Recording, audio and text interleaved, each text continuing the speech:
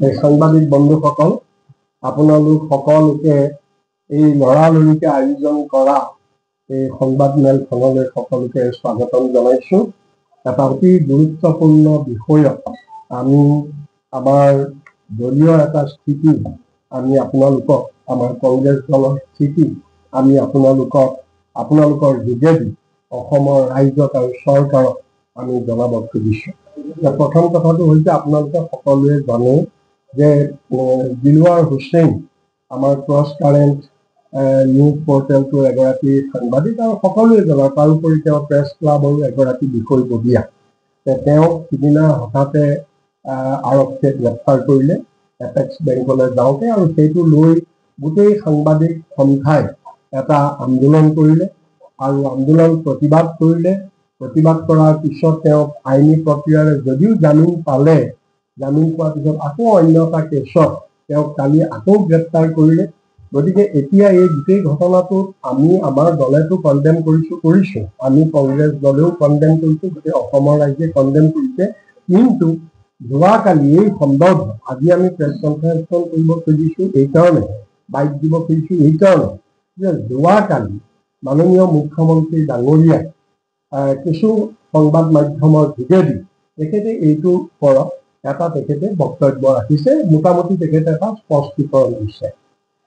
প্ৰথম কথাটো আমি লক্ষ্য কৰিছো যে যিদিনা দিলৱাৰ হুছেইনক গ্ৰেপ্তাৰ কৰিলে সেইদিনা মুখ্যমন্ত্ৰীয়ে কোনো ধৰণৰ ৰিয়েকশ্যন দিয়া নাই, তাৰ পিছদিনাও তেওঁ কোনো ৰিয়েকশ্যন দিয়া নাই। তেওঁ ভাবিছে কি যে এটা পৰ্টেলৰ এগৰাকী সামান্য সাংবাদিক, ইয়াক এৰেষ্ট কৰিলেনো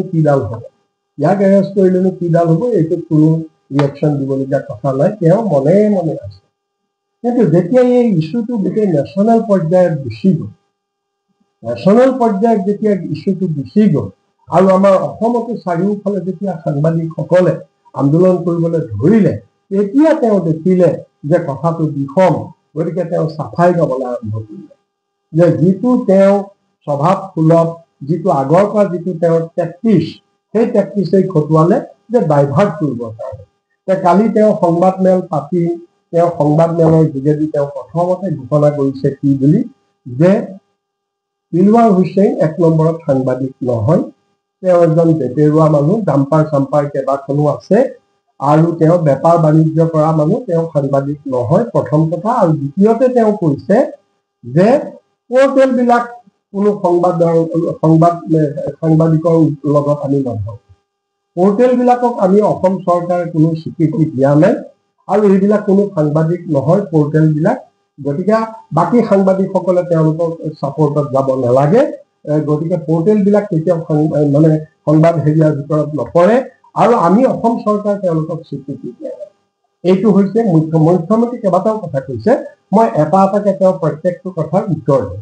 এতিয়া মই প্ৰথম কথাটো তেওঁ উত্তৰ দিব খুজিছো যে মুখ্যমন্ত্ৰীয়ে যে কৈছে যে ৱেব পৰ্টেল বিলাক সংবাদ মাধ্যমৰ ভিতৰত নপৰে আৰু এইবিলাকক আমি অসম চৰকাৰে কোনো স্বীকৃতি দিয়া নাই।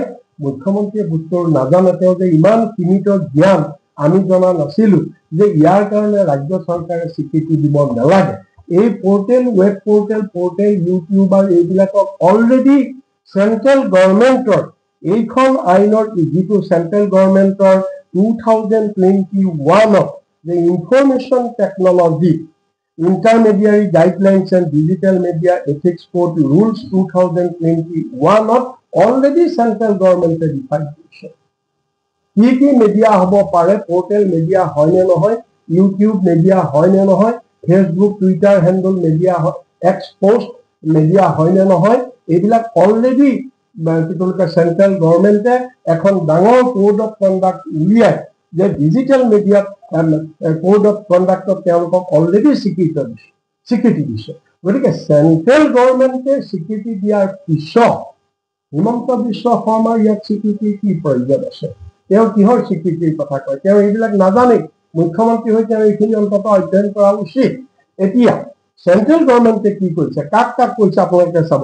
Publisher of news and current affairs content publisher, তাৰপিছত কৈছে মিনছ, কাক মিন কৰিছে, online paper, news portal, news aggregator, news agency and such other entity called by whatever name, নামটো যে নহওক, which is functionally similar to publisher of news and current affairs. যে বৰ্তমান যিবিলাক নিউজ চেনেল, ইলেক্ট্ৰনিকেই কওক, প্ৰিণ্ট মিডিয়াই কওক, যে তেওঁলোকে যি ধৰণৰ পাব্লিছ কৰি আছে, নিউজ কৰি আছে, কাম কৰি আছে, এনেকুৱা চিমিলাৰ কাম যদি অন্য কোনোবা পোৰ্টেল বা কোনোবা ই পেপাৰে কৰে বা কোনোবা ছ'চিয়েল মিডিয়া হেণ্ডলত কৰে, তেওঁলোকো মিডিয়া বুলি তেওঁলোককো ধৰা হয় বুলি চেন্ট্ৰেল গভৰ্ণমেণ্টে এই গাইডলাইনৰ যোগেদি অলৰেডি ডিফাইন কৰি দিছে। আৰু আগতে মিডিয়া আছিলে, হিমন্ত বিশ্ব শৰ্মাই এইটো কথা নাজানে নেকি? আগতে মিডিয়া বুলি আছিলে, প্ৰথমতে যুগৰ পৰিৱৰ্তনৰ লগে লগে কথাবিলাক পৰিৱৰ্তন হয়। আগতে ইমান টেকনলজি এডভান্স নাছিলে। আগতে প্ৰথম আছিলে প্ৰিণ্ট মিডিয়া, প্ৰিণ্ট মিডিয়াৰ পিছত আহি গ'ল টিভি, ইলেক্ট্ৰনিক মিডিয়া, ইলেক্ট্ৰনিক মিডিয়াৰ পিছত এতিয়া আৰু মিডিয়া আহি গ'ল ডিজিটেল মিডিয়া, ডিজিটেল মিডিয়াৰ পিছত আৰু এটা নতুন কনচেপ্ট এতিয়া আহিছে চিটিজেন্স মিডিয়া। চিটিজেন্স অৰ্থাৎ এইবিলাক হৈছে ডিজিটেল মিডিয়াত পৰে। গতিকে মুখ্যমন্ত্ৰীয়ে এই কথাটো নাজানাটো অতি এটা হাস্যকৰ কথা। আৰু মুখ্যমন্ত্ৰী ক'ত আছে? তেওঁ ইমান পিছ পৰি কিয় আছে? এইটোতো ডিজিটেল মিডিয়া, এইটোতো প্ৰিণ্ট মিডিয়া। এতিয়া ইণ্ডিয়াত গোটেই ৱৰ্ল্ডত নতুন কনচেপ্ট হৈ গ'ল চিটিজেন্স মিডিয়া। অৰ্থাৎ এজন নাগৰিকেও এটা মিডিয়া হ'ব পাৰে। এজন নাগৰিকেও, এতিয়া মই এটা মাত্ৰ উদাহৰণ দিছোঁ, মই ল'ৰাটোৰ নামটো পাহৰি গৈছোঁ। এই যে আমাৰ ডেলিভাৰী বয়টো যে আছিলে, ডেলিভাৰী বয়টো তাৰ নামটো কি আছিলে পাহৰিছোঁ। সেই ডেলিভাৰী বয়টোক যে ভাৰ্গৱ বৰবৰা বুলি যেতিয়া পুলিচৰ অফিচাৰজনে খুব বেয়াকে পিটিছিলে, তেতিয়া সেইটো সময়তো কোনো মিডিয়া নাছিল, কোনেও গম পোৱা নাছিলে। Citizen media. এজন মানুহে, এগৰাকী মহিলাই তেওঁ মোবাইলত উঠাই তেওঁ চাৰিওফালে সেইটো চাৰ্কুলেট কৰি দিলে আৰু সেইটো গোটেই তেতিয়া সেইটোৰ ওপৰত একশ্যন হৈ গ'ল, সেইটোৰ ওপৰত একশ্যন হৈ গ'ল। This is citizen media. এতিয়া গতিকে মুখ্যমন্ত্ৰী ক'ত আছে? এজন মানুহে অকল তেওঁৰ পাছখন স্বীকৃতিখন ল'লেই, তেওঁৰ এই আই কাৰ্ডখন ল'লেই মিডিয়া নহয়। এজন মানুহে ইণ্ডিভিজুৱেলি আজিকালি মিডিয়া কৰিব পাৰে যদি তেওঁ প্ৰকৃততে খবৰ যদি তেওঁ প্ৰচাৰ কৰিছে, যি মাধ্যমৰ যোগেদি নকৰক। আগতে মাধ্যম নাছিলে কাৰণে এটা মাধ্যম হৈছিলে, আজিকালি বহুত মাধ্যম। কোনোবাই ফেচবুকৰ যোগেদি সংবাদ পৰিৱেশন কৰিব পাৰে, কোনোবাই এক্সপ'ষ্টৰ যোগেদি কৰিব পাৰে, কোনোবাই ইউটিউবৰ যোগেদি কৰিব পাৰে। এইবিলাক ডিজিটেল। গতিকে যোনে সংবাদ পৰিৱেশন কৰে তেওঁৱেই সংবাদদাতা, তেওঁৱেই সাংবাদিক। অকল আই কাৰ্ডখন থাকিলেহে যে হ'ব সেইটো নহয়। মুখ্যমন্ত্ৰীয়ে এই কথাটো ৰিপ্লাই দিবলৈ বিচাৰিছোঁ। তেওঁ কৈছে যে দিলৱাৰ হুছেইন সাংবাদিক নহয়, তেওঁ এজন বেপাৰী, তেওঁৰ 4-5খনকে ডাম্পাৰ আছে। মই মুখ্যমন্ত্ৰী মহোদয়ক সুধিব খুজিছোঁ, কোনখন আইনত লিখা আছে গাড়ী থাকিলে, ডাম্পাৰ থাকিলে, ব্যৱসায় থাকিলে তেওঁ সাংবাদিক কৰিব নোৱাৰে? নে এইখন আপোনাৰ নিজৰ আইন? কোনখন আইনত আছে? কোনখন আইনত আছে? এই কথাটো মুখ্যমন্ত্ৰীয়ে নকয় কিয়? তেওঁ ক'ব লাগে কোনখন আইনত আছে যে এজন সাংবাদিকৰ কি ব্যৱসায় থাকিব নোৱাৰে নেকি? Side business. এজন সাংবাদিকৰ গাড়ী থাকিব নোৱাৰে নেকি? ডাম্পাৰ থাকিব নোৱাৰে নেকি?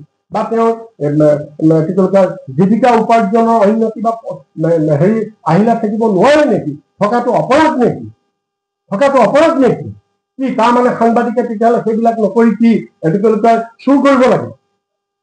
চুৰ কৰিব লাগে নেকি সাংবাদিকে? ডকাইত কৰি খাব লাগে নেকি তেতিয়াহ'লে সাংবাদিকে? নে ব্লেকমেইলিং কৰি খাব লাগে? চুৰ কৰি খাব লাগে নে ডকাইত কৰি খাব লাগে? মুখ্যমন্ত্ৰীয়ে কওক। গতিকে তেওঁ এনেধৰণৰ কালি কি বুলি কয় তুলুঙা মন্তব্য দি তেওঁ এটা দায় সৰা গোটেই ইছ্যুটো তেওঁ ডাইভাৰ্ট কৰিব বিচাৰিছে। এইটো হৈছে 2 নম্বৰ কথা। আৰু 3 নম্বৰ কথাটো হৈছে কি, আমি মুখ্যমন্ত্ৰীক আমি প্ৰশ্ন কৰিছোঁ যে তেওঁ যে কৈছে আমি তেওঁলোকক বিজ্ঞাপন দিয়া নাই, আমি বিজ্ঞাপন নিদিওঁ। নালাগে, তোমালোকৰ বিজ্ঞাপন বিচৰা নাই নহয়। অকল বিজ্ঞাপনৰ যোগেদি সংবাদ সেৱা নহয় নহয়। তুমি যে কৈছা আমি বিজ্ঞাপন তেওঁলোকক নিদিওঁ, আমি বিজ্ঞাপন বিচৰা নাই, পৰ্টেলত আমি বিজ্ঞাপন নিদিওঁ। গতিকে তুমি এইবিলাক কথা কোৱাৰ কি প্ৰয়োজন আছে তোমাৰ? তুমি বিজ্ঞাপন ক'ত দিয়া ক'ত নিদিয়া আপোনাৰ এইটো গভৰ্ণমেণ্টৰ কথা, আপোনাৰ গভৰ্ণমেণ্টৰ কথা। আপুনি এইবিলাক আবুল তাবুল বলকি কালি তেওঁ তেওঁলোকে গোটেই ইস্যুটো তেওঁ ডাইভাৰ্ট কৰিব বিচাৰিছে।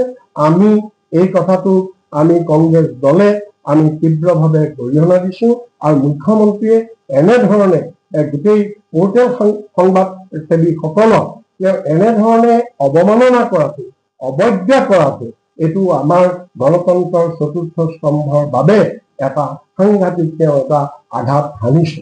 কাৰণ আজি সংবাদ মাধ্যম বুলি ক'লে যিকোনো ব্যক্তিয়ে যিকোনো সংস্থাই যদি বাতৰি পৰিৱেশন কৰি ৰাইজৰ আগত দাঙি ধৰিব পাৰে সেইটো গোটেইটোৱেই মিডিয়া, সেইটো সকলো চতুৰ্থ স্তম্ভৰ ভিতৰত পৰে। গতিকে তেওঁ কালি মুখ্যমন্ত্ৰীয়ে এনেধৰণৰ তুলুঙা মন্তব্যৰে গোটেই গণতন্ত্ৰৰ চতুৰ্থ স্তম্ভৰ ওপৰত তেওঁ আক্ৰমণ কৰিছে আৰু এইটো এটা সম্পূৰ্ণৰূপে অঘোষিত জৰুৰী অৱস্থাটো হৈছে লগতে এইটোৱে কি কৰিছে গোটেই সংবাদ জগতৰ অধিকাৰ, সাংবিধানিক অধিকাৰ তেওঁ কাঢ়ি ল'ব খুজিছে। 4 নম্বৰত আমি মুখ্যমন্ত্ৰীক প্ৰশ্ন কৰিছো, আপুনি যে কৈছে যে ৱেব পৰ্টেল সংবাদসেৱী নহয়, আমি নামানো, এইবিলাক দিলৱাৰ হুছেইন তাত পৰা আমি নামানো, মোক আপুনি উত্তৰ দিয়ক তেতিয়াহ'লে আপুনি টাইম 8 কিয় চলাইছে? আপোনাৰ টাইম 8 চেনেলটো ৱেব পৰ্টেল চেনেল হয় নে নহয়? আপুনি সেইটো কিয় চলাই আছে? আপুনি তাৰ উত্তৰ